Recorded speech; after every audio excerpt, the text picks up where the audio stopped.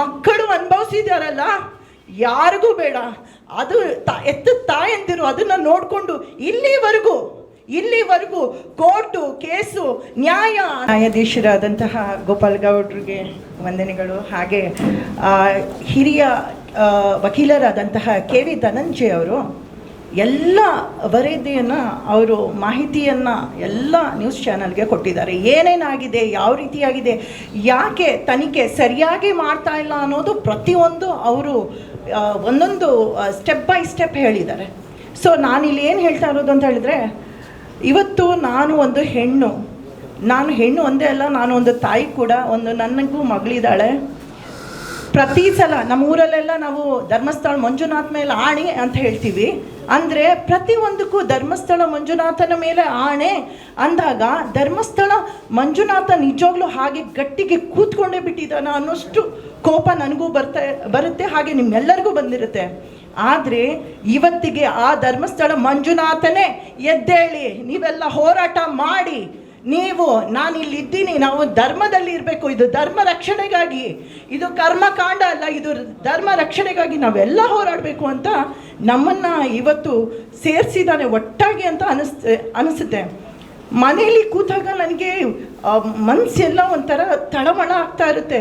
ಇದೇ ನನ್ನ ಮಗಳಿಗಾಗಿದ್ರೆ ನಾನು ಏನಪ್ಪ ಮಾಡ್ತಾ ಇದ್ದೆ. ಸೌಜನ್ಯ ಥರನೇ ಇದ್ದಾಳೆ ನನ್ನ ಮಗಳು ನೋಡೋದಕ್ಕೆ. ನನಗೆ ಅವಳು ನೆನೆಸ್ಕೊಂಡಾಗ ಸರ್ಕಾರ ಏನೂ ಮಾಡ್ತಾ ಇಲ್ವಾ? ಇದಕ್ಕೆ ಪರವಾಗಿಲ್ಲ, ಪಕ್ಷಾತೀತವಾಗಿ ಆದ್ರೂ ನಾವೊಂದು ಹೋರಾಟ ಮಾಡಲೇಬೇಕು. ಪ್ರತಿಯೊಬ್ಬರು ಯಾರ್ಯಾರು ಹೋರಾಟ ಮಾಡಿದಾರೋ ಪ್ರತಿಯೊಬ್ಬರಿಗೂ ನನ್ನ ಸಪೋರ್ಟು, ನನ್ನ ಬೆಂಬಲವನ್ನು ನಾನು ಸೂಚಿಸ್ತಾನೆ ಬಂದಿದ್ದೀನಿ, ಇವತ್ತಿಗೂ ಮುಂದೇನೂ ಕೂಡ. ಯಾಕಂತ ಹೇಳಿದ್ರೆ ಆ ನರಕ ಯಾತನೆ ಆ ಮಕ್ಕಳು ಅನುಭವಿಸಿದಾರಲ್ಲ, ಯಾರಿಗೂ ಬೇಡ. ಅದು ಎತ್ತು ತಾಯಂದಿರು ಅದನ್ನು ನೋಡಿಕೊಂಡು ಇಲ್ಲಿವರೆಗೂ ಕೋರ್ಟು ಕೇಸು ನ್ಯಾಯ ಅಂತ ಹೇಳಿ ಕೋರ್ಕೊಂಡು ಮೊರೆ ಹೋಗ್ತಾ ಇದ್ದಾರೆ. ಯಾರು ಅವರಿಗೆ ಆ ನ್ಯಾಯಕ್ಕೆ ಬೆಲೆನೇ ಇಲ್ವಾ? ಸಾಕ್ಷಿ ಕೊಟ್ರೇನೆ ನಾವು ಇನ್ನೂ ನ್ಯಾಯ ಒದಗಿಸ್ಕೊಡ್ತೀವಿ. ಇಲ್ಲಮ್ಮ, ನೀನು ಬಡವಳು, ನಿನ್ನ ಕೈಯಲ್ಲಿ ಏನಾಗಲ್ಲ, ಬರೀ ಅಧಿಕಾರಿಗಳಿಗೆ ಇರೋರಿಗೆ ಮಾತ್ರನೇ ಈ ಒಂದು ನಮ್ಮ ಕರುನಾಡು, ಈ ನಮ್ಮ ಕರ್ನಾಟಕನ ಅನ್ನೋ ಹಾಗೆ ಆಗ್ತಾ ಇದೆ. ಅಧಿಕಾರಿ ಎಷ್ಟೇ ದರ್ಪ ದೌರ್ಜನ್ಯ ಹಣವಂತರಾಗಿರಲಿ, ಆದರೆ ದಿಸ್ ಇಸ್ ಡೆಮೋಕ್ರೆಟಿಕ್ ಕಂಟ್ರಿ. ನಮ್ಮ ಈ ಪ್ರಜಾಪ್ರಭುತ್ವದಲ್ಲಿ ನಾವು ಎಷ್ಟು ಇದು ಏನೋ ಬೆರಳಂತೀವಲ್ಲ, ಒಂದರಿಂದ ಆಗಲ್ಲ, ಎರಡಲ್ಲ, ಮುಷ್ಟಿ. ಈ ಮುಷ್ಟಿನೇ ನಮ್ಮ ಹೋರಾಟ. ಇದರಿಂದ ನಾವು ಎಲ್ಲ ಹೆಣ್ಮಕ್ಳಿಗೂ ನ್ಯಾಯ ಒದಗಿಸ್ಕೊಡ್ಬೇಕು. ಎಲ್ಲದಕ್ಕಿಂತ ಹೆಚ್ಚಾಗಿ KV ಧನಂಜಯ ಅವ್ರನ್ನ ನಾನು ತುಂಬ ನೆನೆಸ್ಕೊಳ್ತೀನಿ.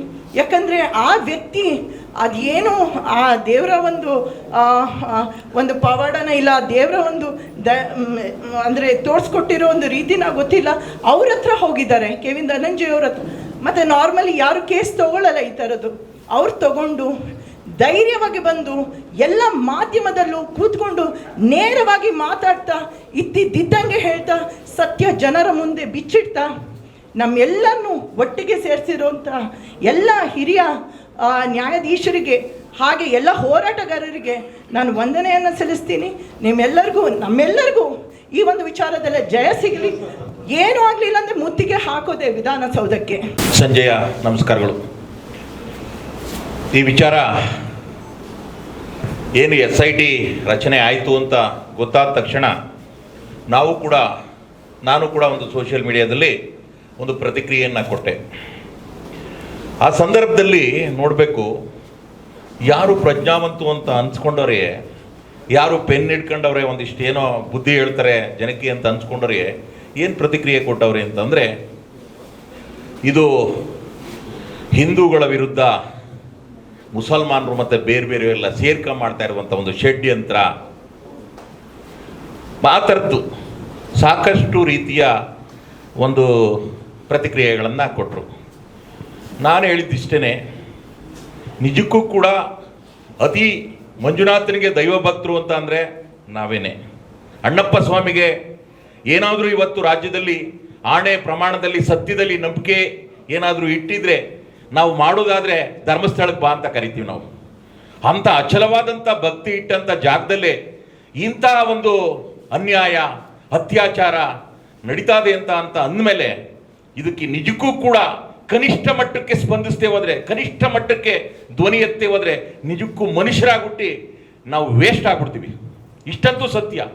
ಆ ಕಾರಣಕ್ಕೋಸ್ಕರನೇ ನಾವೊಂದು ಪ್ರತಿಕ್ರಿಯೆಯನ್ನು ಕೊಟ್ಟಂಥ ಸಂದರ್ಭದಲ್ಲಿ ಸಾಕಷ್ಟು ಜನ, ನಿಜವಾಗ್ಲೂ ಹೇಳ್ತೀನಿ, ಈಗೇನು ಗೋಪಾಲ್ ಗೌಡರ ಒಂದು ನಾಯಕತ್ವದಲ್ಲಿ ಮತ್ತು ಅನೇಕ ವಕೀಲರು ಈ ವಿಚಾರವನ್ನು ಏನು ಭೂಮಿನಲ್ಲಿ ಮಣ್ಣಾಗಿ ಹೋಗ್ತಾ ಇರ್ತಕ್ಕಂಥ ಸತ್ಯವನ್ನು ಮೇಲಕ್ಕೆ ಎತ್ತಲಿಕ್ಕೋಸ್ಕರ ಸಾಕಷ್ಟು ತಮ್ಮ ಶ್ರಮವನ್ನು ಹಾಕಿದ್ದೀರಿ. ಎಲ್ಲ ಸಂಘಟನೆಗಳು ಕೂಡ ನಿಮ್ಮಿಂದ ಬಂದೇ ಬರ್ತವೆ. ಯಾಕೆಂದರೆ ಹೆಚ್ಚು ಜನಕ್ಕೆ ಇದರ ಸತ್ಯಾಸತ್ಯತೆಗಳು ಗೊತ್ತಿಲ್ಲ. ಇದು ವ್ಯವಸ್ಥಿತವಾದಂಥ ಒಂದು ರೀತಿಯಲ್ಲಿ ಮುಚ್ಚಾಕ್ಲಿಕ್ಕೆ ಏನು ಇವತ್ತು ರಾಜಕಾರಣಿಗಳಿರ್ಬೋದು, ಎಲ್ಲ ಪಕ್ಷದ ರಾಜಕಾರಣಿಗಳು ಮತ್ತು ಅಧಿಕಾರಿ ವಲಯ ಇರ್ಬೋದು, ಎಲ್ಲ ರೀತಿಯಲ್ಲೂ ಕೂಡ ಇದು ಷಡ್ಯಂತ್ರ ನಡೀತದೆ. ಇದು ಸರಿಯಾದ ರೀತಿಯಲ್ಲಿ ಇವತ್ತು SITಗಳು ಯಾವ ಥರ ರಚನೆ ಆಗ್ತಾ ಇದ್ದಾವೆ, ಯಾವ ಕಾರಣಕ್ಕೆ ರಚನೆ ಆಗ್ತವೆ, ಮುಚ್ಚಾಕೋಕ್ಕೂ ಕೂಡ SITನೇ ರಚನೆ ಮಾಡೋದು ಒಂದು ಮಟ್ಟಕ್ಕೆ ಆಗ್ಬಿಟ್ಟದು ಈಗ. ಹಾಗಾಗಿ ಇವತ್ತೇನಾದ್ರು SITನಲ್ಲಿ ಇರ್ತಕ್ಕಂಥದ್ದು ಸತ್ಯ ಬರಬೇಕು ಅಂದರೆ ಒಂದು ಜಾಗೃತ ಪ್ರಜ್ಞಾವಂತರ ದಳ ಸದಾಕಾಲ ಇದನ್ನ ಸದ್ದು ಮಾಡ್ತಾನೆ ಇರಬೇಕಾಗ್ತದೆ. ಆ ಕಾರಣಕ್ಕೋಸ್ಕರನಾದ್ರೂ ಇವತ್ತೇನು ಈ ರೀತಿಯ ಒಂದು ಧ್ವನಿಗಳು, ಒಕ್ಕೊರಲಿನ ಗಟ್ಟಿಯಾದಂಥ ಧ್ವನಿ ಎದ್ದೇಳ್ತದೆ ಅಂತ, ಇಡೀ ಕರ್ನಾಟಕದಾದ್ಯಂತ ಎದ್ದೇಳ್ತದೆ ಅಂತ ನನಗೆ ಭರವಸೆ ಅಂತೂ ಬಂತು. ಹಾಗಾಗಿ ಈ ಒಂದು ಸಭೆಗೆ ಕಾರಣೀಭೂತರಾದಂಥ ಎಲ್ಲ ಹೋರಾಟದ ಮನಸ್ಸುಗಳಿಗೆ ನನ್ನ ಧನ್ಯವಾದಗಳು. ನಮಸ್ಕಾರ.